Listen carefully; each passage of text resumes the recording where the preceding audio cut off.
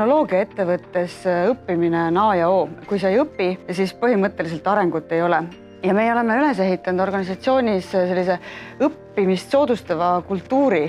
Hästi toimiv enesetäiendamise protsess on tegelikult kahepoolne töö, et ühelt poolt saab ettevõte pakkuda erinevaid koolitusi ja programme ja teiselt poolt peab töötaja ise siis panustama, initsiatiivi näitama.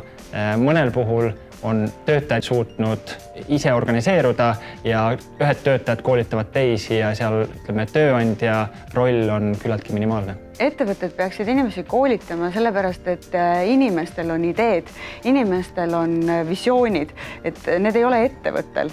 Ettevõte koosneb inimestest ja kui inimesed on motiveeritud, arendatud, siis ettevõte on väga edukas. Et koolitus on väga-väga oluline, et kui muutusi tahta, siis muutusi tuleb ellu kutsuda. Ellu kutsuvad muutusi inimesed. Ma kindlasti soovitaks enesetäiendamist ettevõtte töötajatele, sellepärast et me tavapäraselt kipume töötama teatud raamides, et kas on samad inimesed, samad tegevused, samad ülesanded, siis koolitused võimaldavad sellest välja tulla ja uusi teadmisi, oskusi rakendada siis oma igapäevastes töödes ja olla selles parem.